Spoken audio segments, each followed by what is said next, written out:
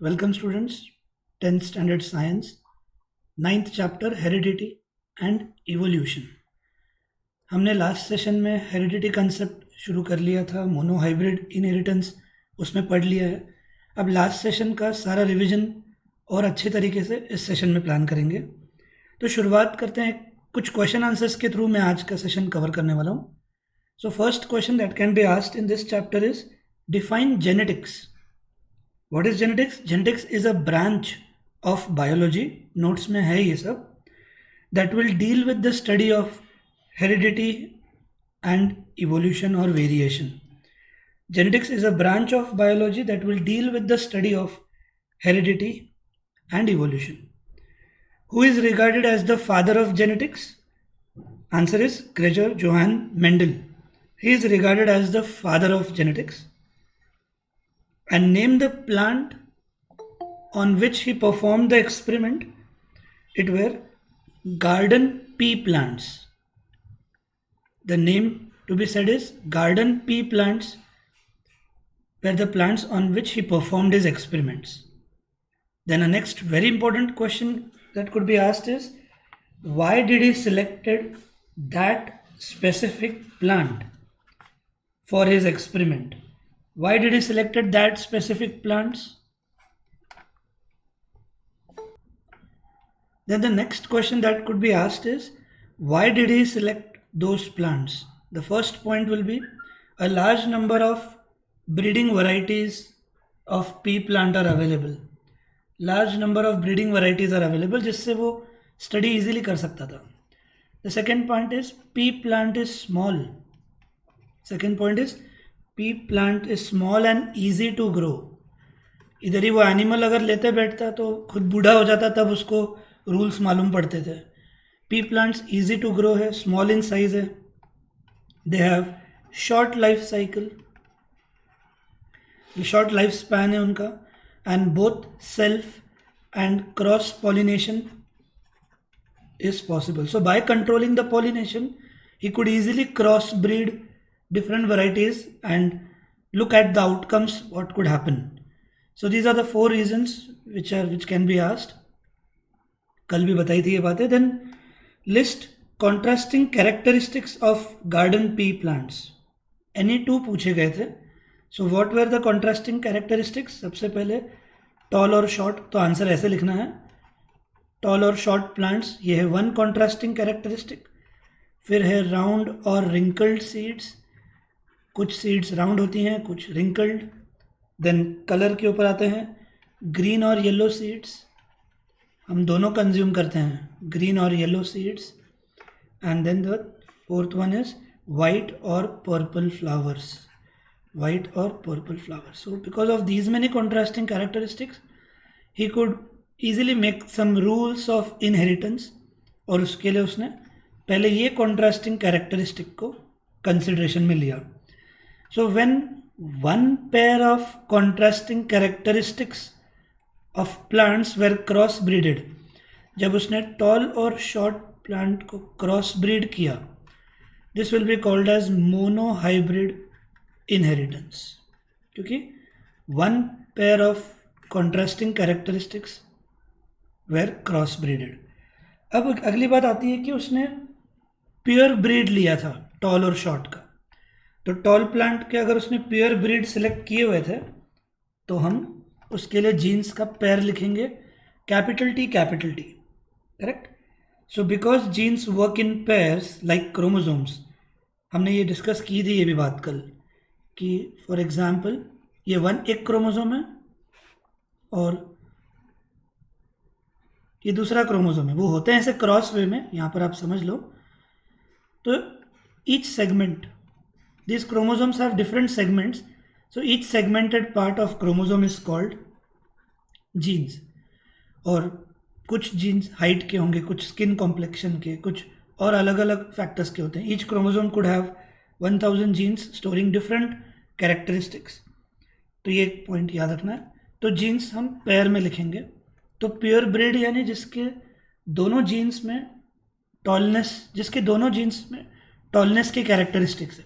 Pure breed dwarf plant मतलब जिसमें दोनों जीन्स ड्वार्फनेस के, उनको हम प्योर ब्रीड्स कहते हैं, और इसी को हमने होमोजाइगस पेयर भी कहा था. सो दीज आर पेरेंट, और इनसे हम ऑब्टेन करने वाले हैं F1 जनरेशन.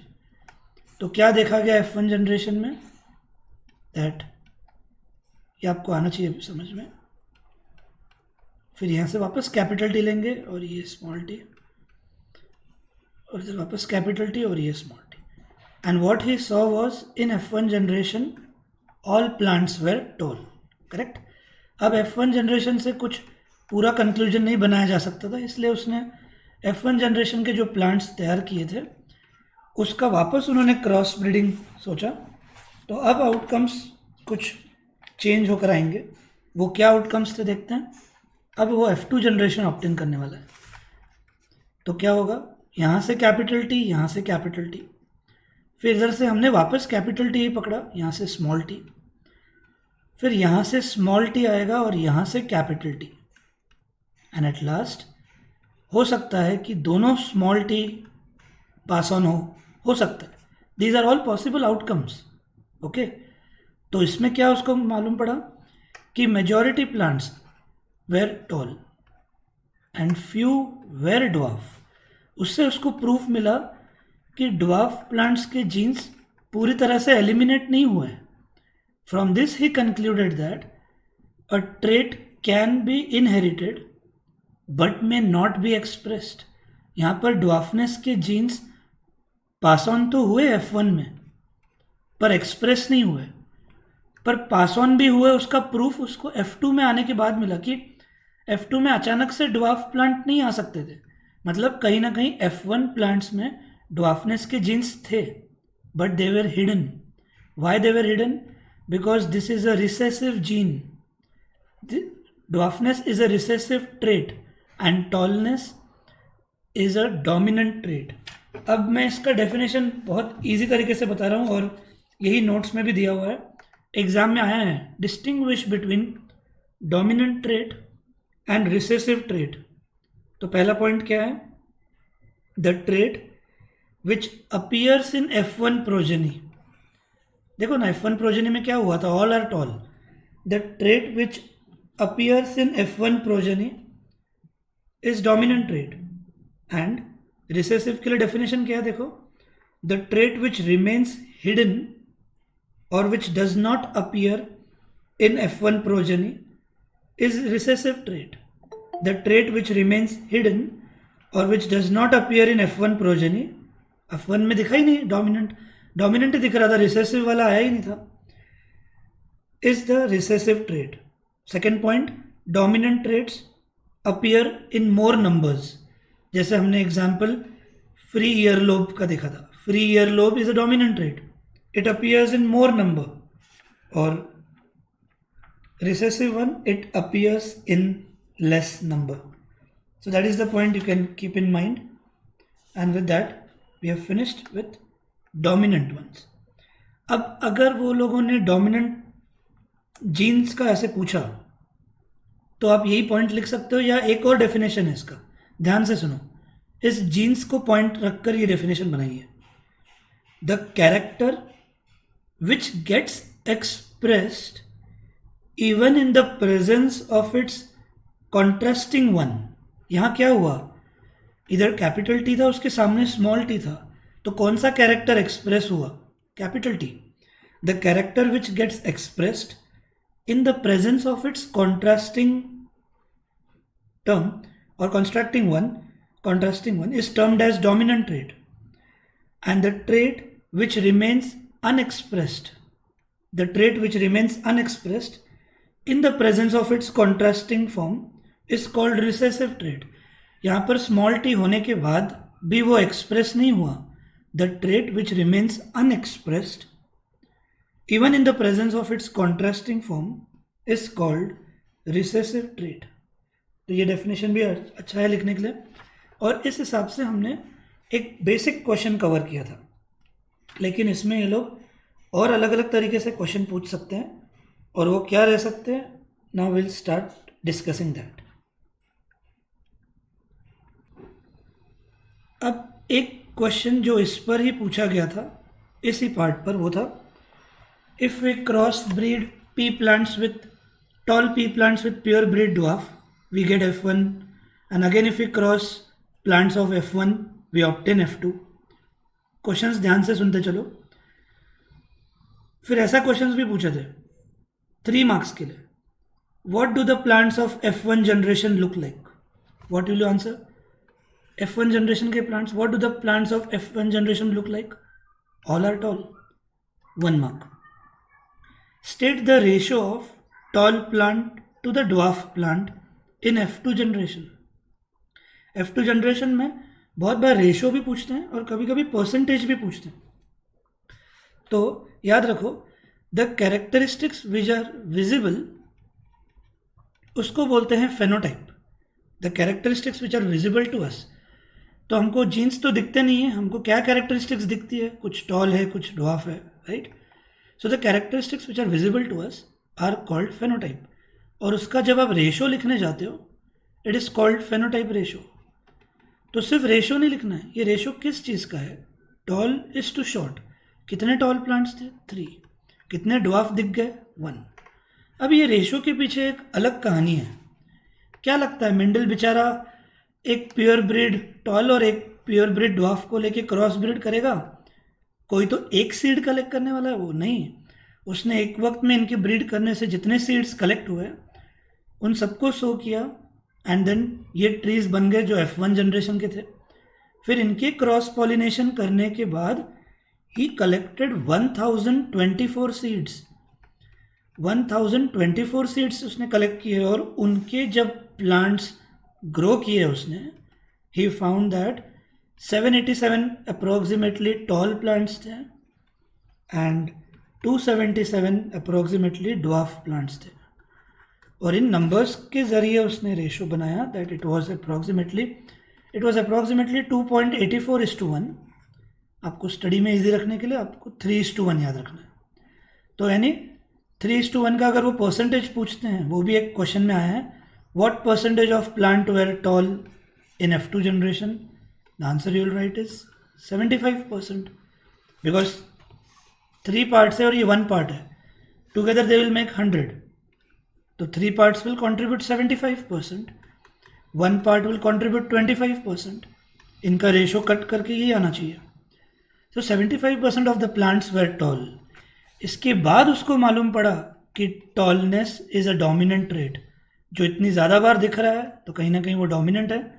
ऐसे ही हमारी ह्यूमन बॉडी की भी बहुत सारे कैरेक्टरिस्टिक्स डोमिनेंट वंस हैं. आपको ऐसे कोई भी कैरेक्टरिस्टिक जान के लेनी है, skin colour, I colour, you can just Google out कि उनमें डोमिनेंट वंस कौन से हैं और रिसेसिव वंस कौन से हैं. हम ब्लड ग्रुप का डिस्कस करने वाले हैं, which blood groups are dominant and which is recessive, क्योंकि उसके ऊपर एक इन टेक्स्ट क्वेश्चन भी है. तो आगे की बात है वो. सो ये हुआ कल तक का part. Now will cover different varieties of questions जो बोर्ड एग्जाम में आए हुए थे. Let's start. 2015 board exam. A P plant with blue colour flower denoted by capital B is crossbred with a pea plant with white flower denoted by small w. अब पहला दिमाग चलना शुरू. ऐसे कैसे उन्होंने दिया है? अरे क्वेश्चन में दिया तो चुपचाप एक्सेप्ट करो. बोर्ड में बोलोगे क्या उसको? एग्जाम में क्वेश्चन पेपर रॉन्ग है क्वेश्चन, चुपचाप ही एक्सेप्ट करना है. उन्होंने पहला रूल क्या ब्रेक किया है कि इधर स्मॉल बी होना चाहिए था. कोई बात नहीं, स्मॉल डब्ल्यू भी ठीक है. इससे क्या मालूम पड़ता है? ब्लू कलर फ्लावर्स डोमिनेंट है, वाइट कलर रिसेसिव है. फिर अगला दिमाग क्या लगाओगे?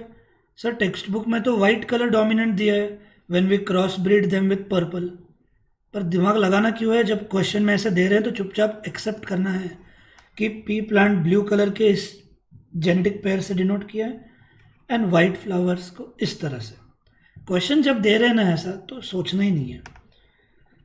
Now what is the expected colour of flowers in their F1 progeny? Simple है. F1 प्रोजेनी में क्या दिखता है हमको? Which ever is dominant. अभी हमने डिस्टिंग्विश पढ़ा था. The trait which appears in F1 progeny is dominant. तो यहाँ पे जो डोमिनेंट उन्होंने क्वेश्चन के हिसाब से दिया है, चुपचाप आंसर 1 वर्ड में लिख के आने का. all flowers in the F1 generation will have blue color.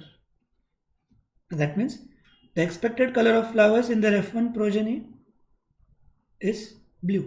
Then second question जो पूछा हुआ है, what will be the percentage of plants bearing white flowers in F2 generation when the flowers of F1 were selfed मतलब self pollination किया. देखो ना, same plants थे, capital T small T capital T small T, तो इन पे यहाँ पे actually इनका सेल्फ पॉलिनेशन हुआ तो भी चलता है.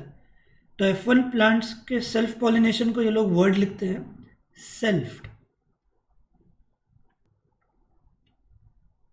तो जो टॉल और ड्वार्फ में हमने किया, ऐसे अलग अलग टाइप के अभी वो लोग 10 क्वेश्चन पूछने दो, these things will remain always same.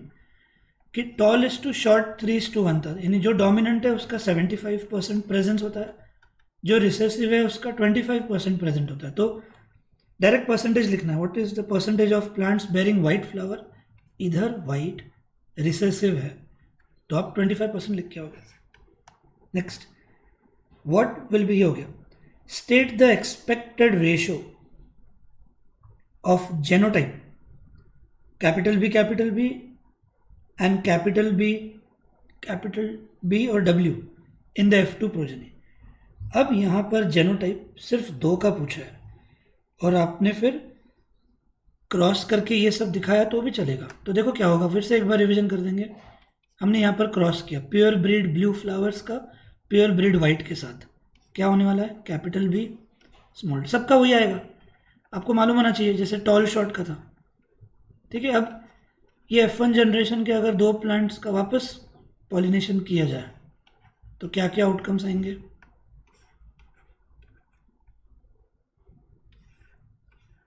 Capital B पहले लिखेंगे, स्मॉल लेटर बाद में. ये आया, यानी यहाँ क्या होने वाला है, 3 प्लांट्स मतलब 3:1 रेशो आ ही है. This all will be blue and this all will have white flowers. 3:1 phenotype ratio हो गया. अब जेनोटाइप रेशो जो कंसेप्ट होती है, मतलब जीन्स के कौन कौन से कॉम्पोजिशन यहाँ पर हमको दिखे. हमको कैपिटल बी एक जेनेटिक कॉम्पोजिशन दिखा, फिर कैपिटल बी स्मॉल w हमको ये भी दिखा, और स्मॉल w भी दिखा. और ये कितने बार था, ये एक बार ही आया. ये इनका कॉम्पोजिशन 2 बार देखा गया और इसका कॉम्पोजिशन 1 बार. तो ऐसे ही हमने टॉल शॉर्ट के लिए भी लिख सकते थे. हम टॉल शॉर्ट में क्या बनेगा जेनेटिक कॉम्पोजिशन, यहाँ पर पॉइंट है, क्या होगा, capital T small T is to small T. ये एक बार था, ये कॉम्पोजिशन 2 जगह देखा गया और ये एक बार. तो ये बोलते हैं जेनोटाइप रेशो.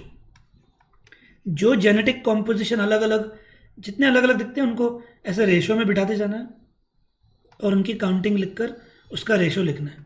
लेकिन अभी वाले क्वेश्चन में क्वेश्चन था what is the expected ratio of genotype capital B and capital B small w.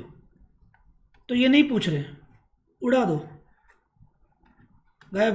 बस जितने का जेनोटाइप पूछते हैं उतने का लिखने का. मालूम है आपको वाइट का भी आता है, पर लिखने क्यों जाना है जब पूछा नहीं है तो. So this is one question they can ask.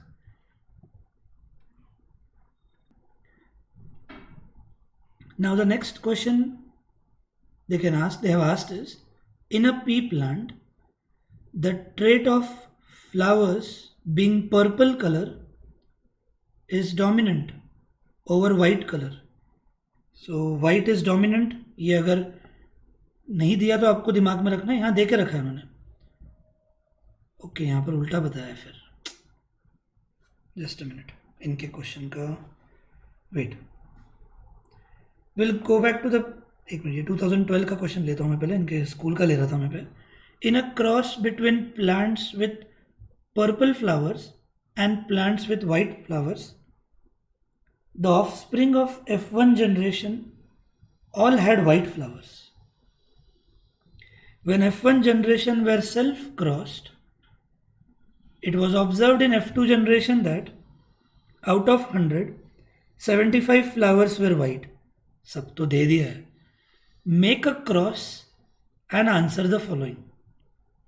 तो मतलब समझ जाना है आपको कि यहाँ पर अब आपको वाइट और पर्पल फ्लावर्स का क्रॉस दिखाना होगा। फिर से एक बार सुनो, in a cross between plants with purple flowers and plants with white flowers the offspring all had white, that means white is dominant.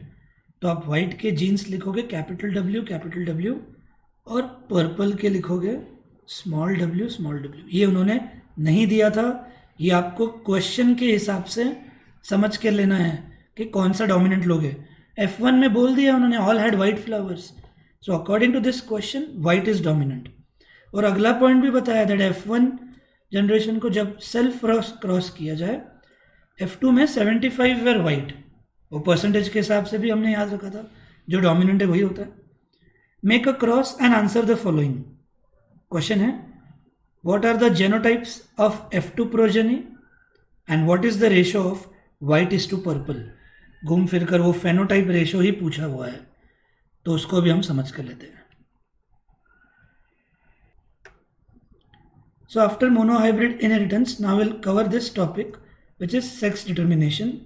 And the question जो बोर्ड एग्जाम में इस पर पूछा गया वो है different species use different strategies to determine the sex of a new born individual. Different species use different strategies. अब ये स्ट्रैटेजी क्या होती है सेक्स डिटर्मिनेशन के लिए? आंसर सुनो। Explain the statement by giving example for each strategy. तो the answer is species use environmental cues or genetic determination to determine the sex of the newborn individual। अब genetical Q हमको मालूम है क्या होता है कि वो क्रोमोसोम्स कौन से प्रेजेंट होते हैं, उससे मालूम पड़ता है। अब एनवायरमेंटल क्यूज क्या है, ये कंसेप्ट समझ लेना है, और इधर ही उन्होंने वो दोनों पॉइंट्स कवर किए हैं। Just a minute, here it is. How is the sex of newborn individual determined? Different species will use different strategies for this. Some rely entirely on environmental cues. Thus, in some animals like few reptiles, the temperature at which fertilized eggs are kept determines whether the animals developing in the eggs will be male or female. वाह, मतलब temperature, surrounding temperature से इनके genetic combination बदलेंगे। तो इसके बारे में detail में सुन लो। It is the environmental temperature during a critical period of embryonic development that will determine whether an egg develops as a male और फीमेल। मैं एक अलग रेफरेंस से रीड कर रहा हूँ। So this thermosensitive period occurs after the egg has been laid. So sex determination in these reptiles is at the mercy of surrounding conditions. For example, in many turtle species, eggs from cooler nest, जहाँ ठंडा रहेगा, hatch as all males, and the eggs from warmer nests hatch as all females. In crocodile species, the most studied one of which is American alligator, both low and high temperatures result in females, and intermediate temperature select for males. So, a reptile's sex is never under the influence of both sex chromosome. It's upon environmental temperature. So, that's the point. So it is first the environmental cue, जिसमें answer आपको सिर्फ इतना लिखना है कि in some animals the temperature at which fertilized eggs are kept will determine whether the animal developing animal in the egg is male और female.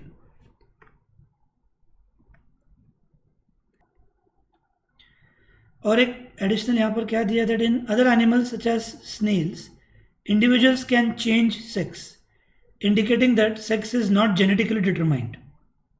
तो ये अलग पॉइंट है, आपको एनवायरमेंटल क्यू लिखना है और दूसरा genetical Q. And in human beings the sex of individual is largely genetically determined. और ये आंसर मैंने आपको life, how do organisms reproduce के वक्त भी समझाया था, मैं फिर से समझाता हूँ कि in human normal cells there are 23 pairs of chromosomes. यहाँ पे मैं हेडिंग दे रहा हूँ normal cells. In normal cells there are 23 pairs of chromosomes. उसमें मेल और फीमेल में कैसे रहेंगे देखते हैं. In both of them 22 pairs are all same and those are called autosomes. उनका फंक्शन क्या है वो आपको डिस्कशन में नहीं है अभी, but these are all same and all are autosomes. And the 23rd pair is called sex chromosome. In both 23rd pair is called sex chromosome. और ये इन सब नॉर्मल सेल्स में ही रहेगा. नॉर्मल सेल्स में 23 पेयर्स होते हैं. 22 pairs will be all same called autosomes and 23rd pair will be sex chromosomes. And sex chromosome in males 23rd pair जो है सेक्स क्रोमोसोम का वो अलग अलग है. Those are different. पहले तो ये सेक्स क्रोमोसोम्स बाकी 22 पेयर से अलग होने ही वाले हैं, और ये 23rd पेयर एक दूसरे में भी अलग अलग है. In male, in female that 23rd pair they both are same and are written as XX. Now what, but what is in gametes? There is a different thing in gametes now. ये हमने how do organisms reproduce में देखा था कि how the original number of DNA molecules get restored. तो उसमें आपको पूरा आंसर इसका ही लिखना था. अब इधर के लिए क्वेश्चन मैंने एक आपको पढ़ के बताया कि पहला question different species use different strategies का था, लेकिन उसमें आपको इतना डिटेल में आंसर नहीं लिखना है.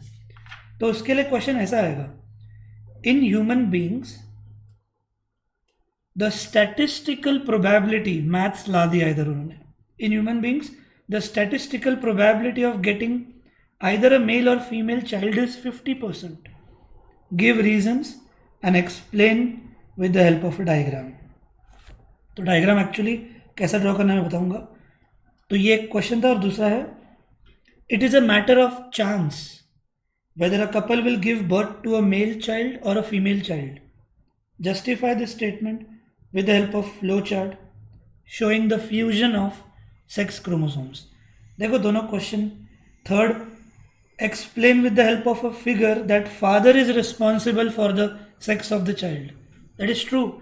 It is the father's genetic contribution which will decide. हम वो आंसर देखेंगे फिर आपको क्लियर हो जाएगा. तो देखो एक ही आंसर लेकिन उसके ऊपर 3 अलग अलग क्वेश्चंस. ठीक है, आंसर देख लेते हैं. अब गैमेट्स में पूरा कंसेप्ट अलग है. गैमेट्स में देर आर ओनली 23 क्रोमोसोम्स. मैंने यहाँ लिखा था 23 पेयर्स, यहाँ पर सिर्फ 23 क्रोमोसोम्स हैं. They are all single. जिस भी सेल्स में क्रोमोसोम्स सारे सिंगल होंगे, हैप्लॉइड सेल्स बोलते हैं उनको. और जिन भी सेल्स में क्रोमोसोम्स पेयर में होंगे हम उनको डाइप्लॉइड सेल्स कहते हैं. तो गैमेट्स में क्या हिसाब है, इन स्पर्म सेल्स और in egg cells there are only 23 chromosomes. ठीक है, पर स्पर्म्स में क्या होता है, जब स्पर्मेटोसाइट से मैच्योर होकर सेल डिवीजन से स्पर्म सेल्स तैयार होते हैं, 23 सिंगल क्रोमोसोम्स में अगेन 22 ऑटोजोम्स वाले ही रहेंगे सिंगल क्रोमोसोम्स. 23rd पेयर नहीं बोलूँगा अभी मैं, 23rd क्रोमोसोम X होते हैं या 23rd क्रोमोसोम Y होते हैं. Means exactly half number of sperm cells में 23rd जो क्रोमोसोम है वो X होता है, और exactly other half sperm cells में 23rd क्रोमोसोम Y होता है. और इनमें से कौन सा स्पर्म सेल जाकर एग सेल के साथ फ्यूज होगा, that will decide the sex of the child. तो अब वही बात है कि अगर ये स्पर्म सेल ये एग सेल के साथ फ्यूज हो गया तो क्या होगा, 22 + 22 44. 44 को हम 22 पेयर्स लिख सकते हैं, और 23rd पेयर क्या बन जाएगा, XX. And in that case the child will be a girl. अगर ये वाला स्पर्म सेल इस एग सेल के साथ फ्यूज हो गया तो 22 plus 22 will become 22 pairs and XY. The child will be a boy. So it is the father's genetic contribution, मतलब कौन सा sperm cell फ्यूज होगा egg cell के साथ, that will decide the sex of the child. तो इसके लिए diagram जो आपको कॉमनली सेलेक्ट करना है वो है ऐसे, पेरेंट्स, फिर यहाँ पर फादर लिख के, अब आप समझ जाओ ये एक्स वाई मतलब क्या, या इधर ये सेट होगा या ये सेट होगा, ऐसे विथ मदर एक्स एक्स, मतलब दोनों क्रोमोसोम्स एक्स ही होते हैं, या वो 23rd पेयर समझ जाओ आप, बस 23rd पेयर है वो, ठीक है. देन नीचे लिखना है sperms, and half of the sperm cells will have 23rd chromosome as X, half of the sperm cells will have 23rd chromosome as Y. और यहाँ पे एक्स लिखकर दोनों एक्स, एग सेल्स में एक्स ही होता है. ये ऐसे लिखते ही आपको, जैसे हमने वो प्लांट्स के लिए किया था,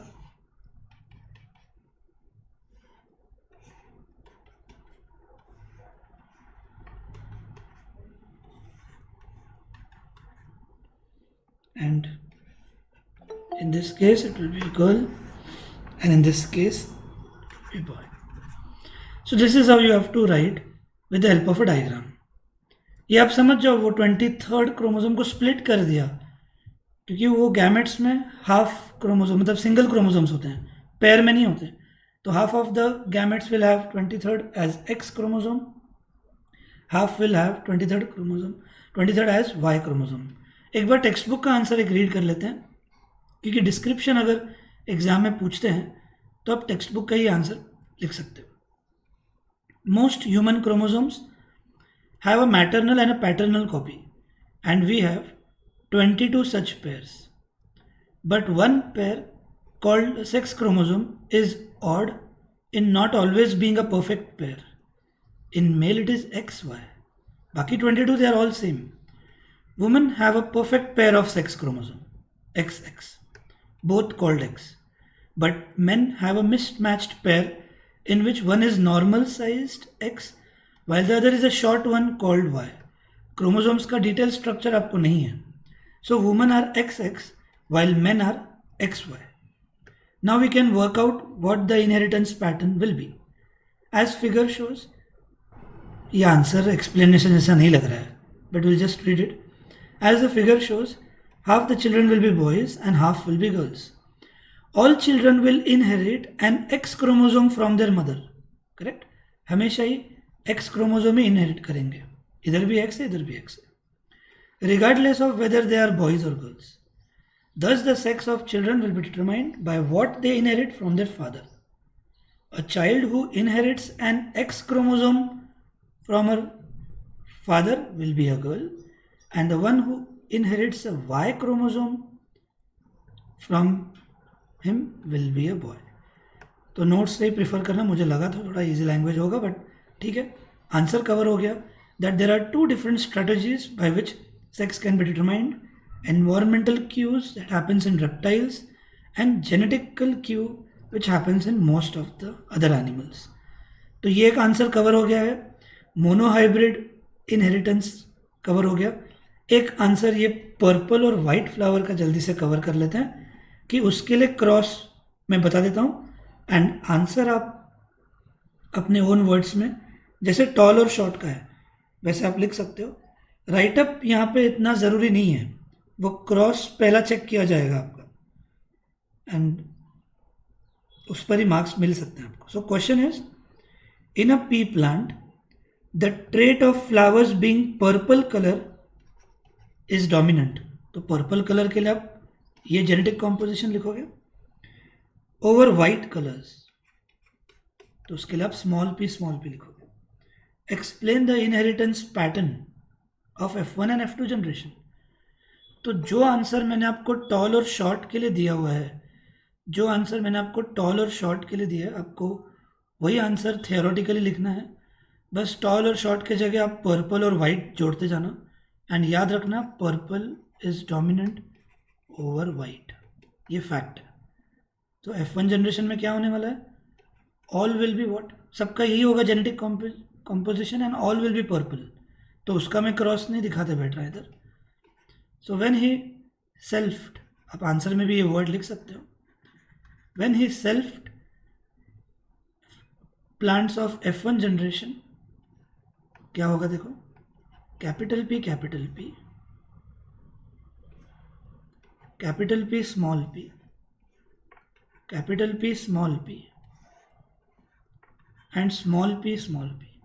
तो क्या दिख रहा है यहाँ पर, that majority plants bear purple flower and only few bear white. वही होगा phenotype ratio, purple is to white will be 3:1। Genotype ratio क्या होगा, अब तो ये दिमाग में परफेक्ट बैठ जाना चाहिए। And this is nothing but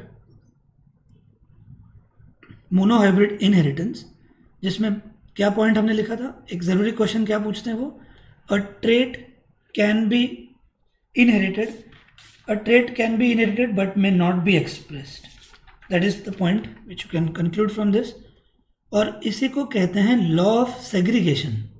ये कहाँ से आया पॉइंट, देखो, Mendel's first law of inheritance is also called as law of segregation. क्या है पॉइंट देखो, the characteristics of an organism are determined by internal factors. कौन से इंटरनल फैक्टर्स, यही जो हम जीन्स के लिख रहे हैं, यानी jeans which always occur in pairs. Only one such factor can be present in a single gamete. यहाँ पर हम पेयर में लिख रहे हैं, करेक्ट, लेकिन आगे पास ऑन होते वक्त तो हर एक का एक ही जा रहा है। क्यों, क्योंकि एक ही गैमेट्स में क्रोमोसोम्स पेयर में काम नहीं करते हैं। हम यहाँ पर दोनों लिखते हैं कि कुछ गैमेट्स में ये होंगे, कुछ में ये, लेकिन आगे पास होने के लिए तो एक ही गैमेट आगे जाता है और उसमें एक ही कोई तो पर्टिकुलर फैक्टर काम करेगा। फिर से एक बार पढ़ो, the characteristics of an organism are determined by internal factors, that is genes which occur in pairs. पर जैसे अभी मैंने स्पर्म सेल्स के लिए भी बोला, 23rd pair which is going to decide the sex chromosomes of the child, उनमें से कोई तो एक ही पास होता है, दोनों नहीं जाते हैं। Half of the sperm cells have X chromosomes, half of the sperm cells have Y chromosomes. So एक पेरेंट की तरफ से एक ही क्रोमोसोम आगे जाएगा। So only one such factor, मतलब एक ही क्रोमोसोम जब जा रहा है तो एक ही जीन्स वो फैक्टर के will be present in a single gamete और वो आगे पास होंगे। और दूसरी तरफ से दूसरे पेरेंट के भी only one such factor will be present in a gamete which will come together form a zygote. और उन दोनों फैक्टर्स में से फिर डोमिनेंट कौन है, रिसेसिव कौन है, उस बेसिस पर क्या एक्सप्रेस होगा ये डिसाइड होता है। So only one such factor can be present in a single gamete.